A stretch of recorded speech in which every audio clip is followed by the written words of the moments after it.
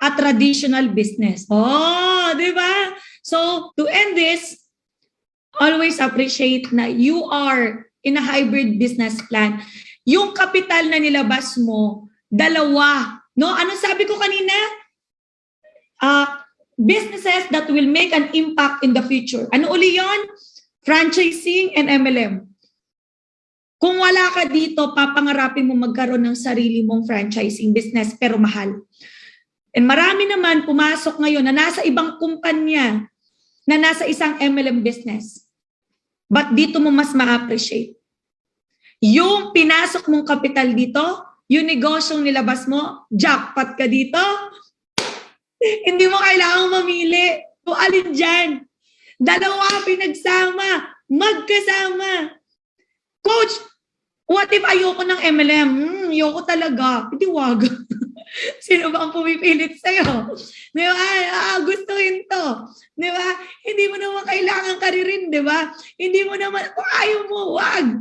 Tama. Bakit? Kasi yung binayad mo in the first place, kung tok-tok lang, tama? Kung siomai king lang, di dun lang.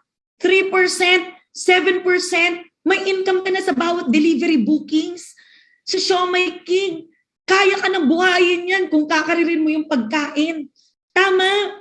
Sa Copper Mas, kaya ka nang buhayin yan. May online mall pa. Diyan pa lang sold out ka ni. Yung kapital mo, pasok ni.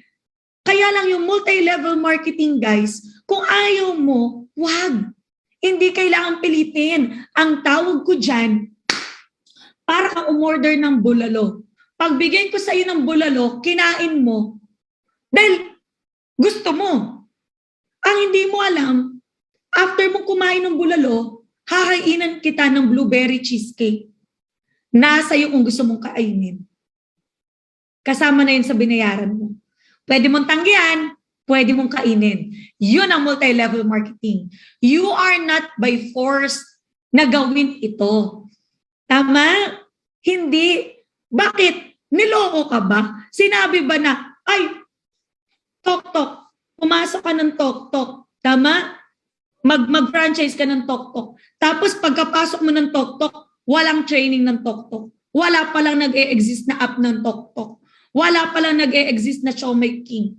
Tapos puro JC na yung present sa'yo. Wala naman eh. Hindi naman eh. Tama?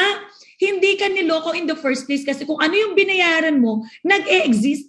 May mga doktor na nag-e-explain about the health products. May mga ADs tayo nag-e-explain about the technical part ng tok-tok as an operator. Tama?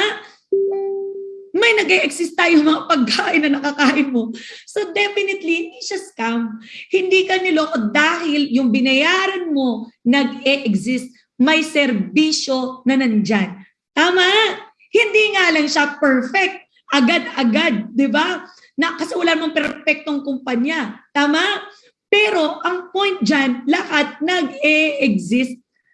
Yung franchising na in-order mo, nandito. Nasa iyo kung gusto mo yung MLM. Nasa iyo kung gusto mong karirin. But let me tell you, yung franchising, 3%, 7%, yan yung income. Tama? Tama? Huwag ka mag-expect ng 100,000 dyan at ng milyon dyan. Tama? Yung mga in-explain ko na mga nagmi-milyon kanina, nakabili ng bahay, nakabili ng kotse, syempre hindi yun basta franchising lang. Minaximize nila yung other ways to earn. No? Na-appreciate nila yung other ways to earn. Yun na yung part ng compensation plan ng JC. Kaya kung ikaw na nanonood at gusto mong malaman, interested ka about it, you message me, you message your sponsor about it, magpaturo ka. I want to learn more. Paano ko pa na-maximize? Para bang iPhone? Yung franchising, bumili ka ng iPhone kasi gusto mo, guys, gusto mo yung camera, gusto mo yung text, gusto mo yung pantawag. Pero yung multi-level marketing, yan yung other features. Wala ka nang ilalabas ng another capital, pero na-maximize mo. Kaya lang, maraming kuya galing at ate galing sa labas na grabe mag-criticize. Anong sabi? Tok-tok, ano naman yan? Well, tok-tok is not a networking. Tok-tok is not an MLM business. It's a delivery service. Period.